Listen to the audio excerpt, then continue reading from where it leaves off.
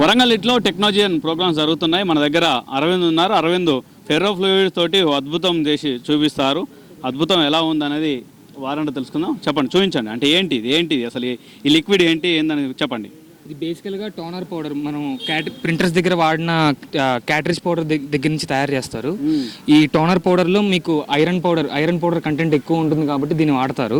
దీంతో పాటు మనం మోటార్ ఆయిల్ అదే మోటార్స్ దగ్గర వాడే ఆయిల్ తీసుకుని దాన్ని కలిపి దాన్ని ఈక్వల్ హోమోజీనియస్ మిక్చర్గా చేస్తారు. దీన్ని ఒక లిక్విడ్ ఫామ్లో తెచ్చుకున్నాక ఈ లిక్విడ్ ఫామ్ యొక్క మ్యాగ్నెటిక్ నేచర్ని చెక్ చేయడానికి మనం నియోడినియం ఐరన్ బోరాన్ మ్యాగ్నెట్ అనే మ్యాగ్నెట్ని వాడతాం. ఎందుకంటే దీనికి less magnetic nature compare to neodymium iron boron magnet ఉంటుంది కాబట్టి అందులో ఉన్న ఐరన్ ఓర్ పార్టికల్స్ అనేవి ఈ నియోడినియం ఐరన్ బోరాన్ మ్యాగ్నెట్ కి అట్రాక్ట్ అయ్యే అవకాశం ఉంది. ఇదే మీరు ఇక్కడ కింద చూసుకుంటే ఒక బంప్ లాంటిది ఫామ్ అవుతుంది. ఇక్కడ మీరు కింద చూసుకుంటే ఇక్కడ మీకు ఒక బంప్ లాంటిది ఫామ్ అవుతుంది. దీనికి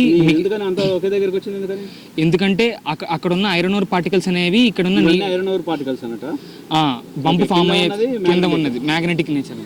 ఇదంతా ఇక్కడ గుంజుకుంటుంది. ఆయిల్ అనేది సపరేట్ అయిపోతుంది. ఎంత దూరం అన్నా కానీ మళ్ళీ అక్కడికి వచ్చేస్తుంది. ఇక అది అంటే కింద నువ్వు ఎడితే అటు వస్తుంది అన్నట. ఒక సైడ్ కు పెట్టేసి ఒక సైడ్ ఇటు ఒక సైడ్. ఓకే, అంతా ఇటు వచ్చేస్తుంది అన్నట. నేను ఎంత దూరం అన్నా కానీ మళ్ళీ అక్కడికి వస్తుంది, అంతే కదా? అంతే.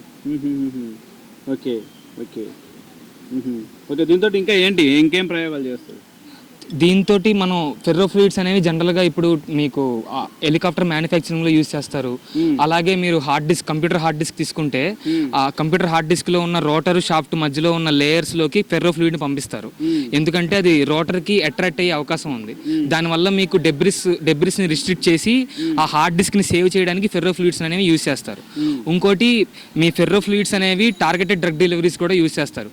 అది ఎలా అంటే మీకు ఒక హై రేంజ్ ఎక్విప్మెంట్ని యూజ్ చేసి మీకు ఎఫెక్ట్ అయిన ఆర్గాన్స్ కానీ టిష్యూస్ కానీ ఉన్న చోట మ్యాగ్నెటిక్ సైట్స్ని క్రియేట్ చేస్తారు.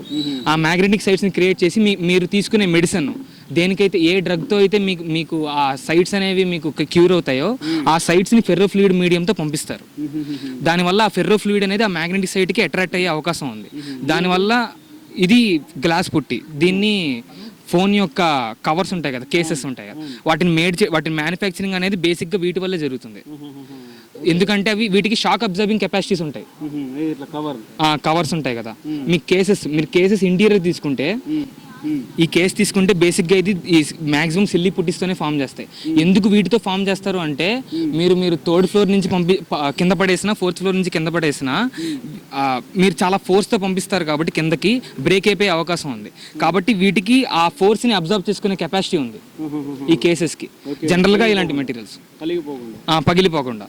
దీంతో ఏం ప్రయోగాలు చేస్తారు? మరి క్యాటరేజ్ పౌడర్ అనేది జనరల్గా ఫెర్రో ఫ్లూయిడ్ మేడ్ చేయడానికి యూజ్ చేస్తారు. ఫెర్రో ఫ్లూయిడ్స్ అనేవి మీకు చాలా న్యూక్లియర్ అప్లికేషన్స్ కానీ, ఏరోస్పేస్ అప్లికేషన్స్ కానీ, మీరు ఆటోమొబైల్ ఇండస్ట్రీ తీసుకుంటే వాటిలో అప్లికేషన్స్ కానీ చాలా ఎక్కువ ఉంటాయి. రైట్. అంటే ఇది మన అరవింద్ చెప్పేది